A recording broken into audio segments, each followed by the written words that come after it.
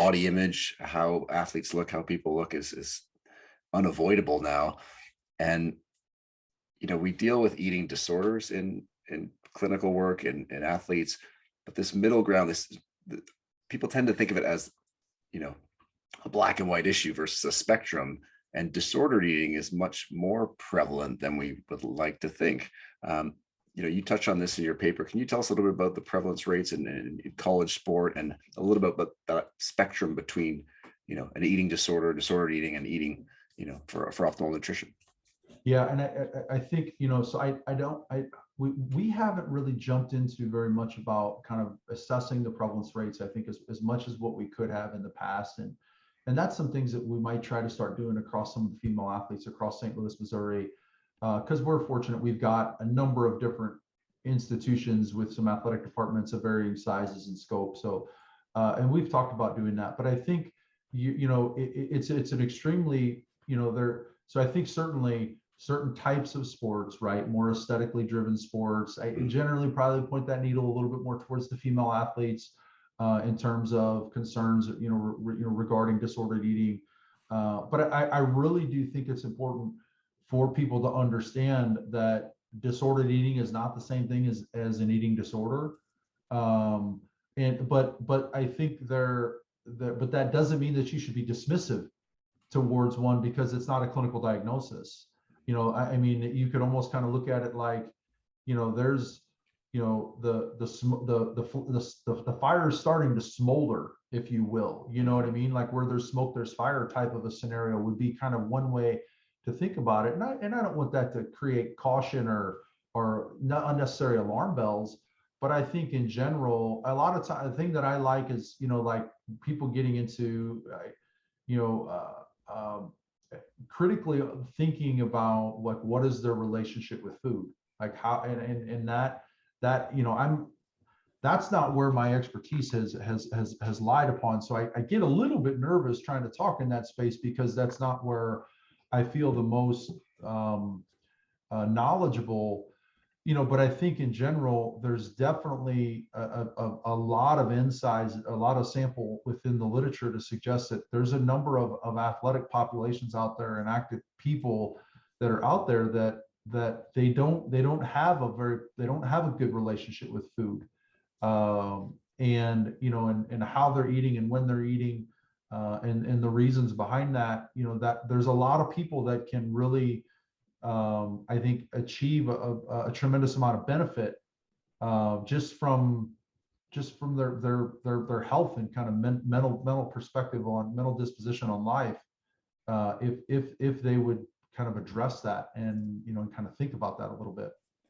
Yeah, I mean, it's interesting in the paper you cite disordered eating in athletes can range for men from 0 to 19%, for women from 6 to 45%, and about 25% of the D1 collegiate athletes from various sports, some of which you outlined there, can also experience this. And even at excuse me, even with our athletes at the highest level, whether they're in NBA or playing a pro sport, it's a human thing, isn't it, to see a friend or another athlete who's leaner, and all of a sudden, to this, what we just talked about before, all of a sudden they decide to follow X diet or Y diet because they want to get a little leaner, even though going from 9 to 7% body fat is not really going to do much for their basketball performance. And you could argue would detract from that in terms of recovery.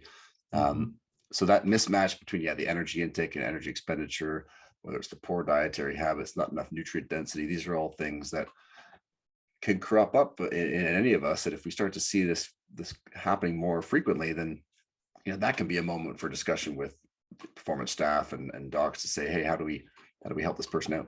Yeah, and I think so the thing that I like from what you said there that I think is important to highlight is, I think many times, with these multiple scenarios with different types of athletes in terms of where their physique's at, where they think they need to be, and maybe even where their coaches think they need to be. That's kind of another issue sometimes, where the common, I guess the thing that I would always try to advocate towards is the common thread needs to be, how's their performance? How are they performing? Are they getting the job done to the manner that they need to be? And if they are, I would say, leave them alone. I mean, Yeah. particularly if it's a coach that just like the staffs, and we run into these scenarios where there's coaches that just have this preconceived notion that this type of athlete at this position, they need to weigh this, they need to be this percent body fat or whatever. And I think that's a little bit archaic. And I think certainly if they were there and they perform very, very well and they come back after an off season and they're not there, now their performance is down. Now we're looking at, we're not just picking on you Becomes because more obvious. we're not picking on you because we think that you're lazy and you got fat. We're picking on you because you're not performing well. How you're performing right now is not helping this team. And I think that focus on communication, I think will get the athletes' attention, and they won't necessarily feel like they're being targeted, because I think every athlete knows that their performance is ultimately what is kind of how they're being evaluated. I mean, you mentioned basketball several times. Take somebody like, the point guard for the Dallas Mavericks, Luka. Yeah, Luka Doncic. Yep. I mean, from a physique standpoint, he's not an impressive individual. But so that could be a classic scenario, right? Where a performance coach or a sport coach is saying he needs to drop 20 pounds. He needs to be less percent body, whatever it might be.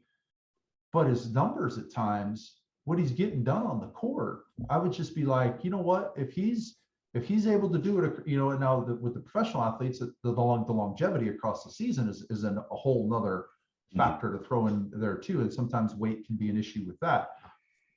So you have to look at the overall totality of the scenario. But I just because I personally like basketball a lot, so I think of him, because there's been some talk, where his I don't know, maybe he didn't come back as kind of good a shape as what he could have, and he started performing better. He just said, yeah, I was fat and I was overweight, and he just kind of owned it, and he's like, no, I'm in shape and I'm playing better. So so I think those are some of the things. But I think the point of that story is the fact that keeping the conversation dialed in on performance and making interventions or changes or recommendations that are performance centered versus physique centered, I think a lot of times helps to unify everybody versus creating angst or creating frustration or creating kind of negative approaches moving forward. Yeah, it's interesting you mentioned the coaches. Years ago in Toronto, the Maple Leafs captain was Phil Kessel, and he had a few classic photos in the offseason of not looking the leanest. And of course, the media got on this, and it became a big thing. And it was amazing that you talk about what is the athlete doing performance-wise? Well, he would test pretty much first in all the performance metrics that they would run, and he missed the fewest amount of games. And so it was like, does it really matter if he's 13% body fat versus 9, because he's winning in all these metrics, and he's available all the time and he's performing well. So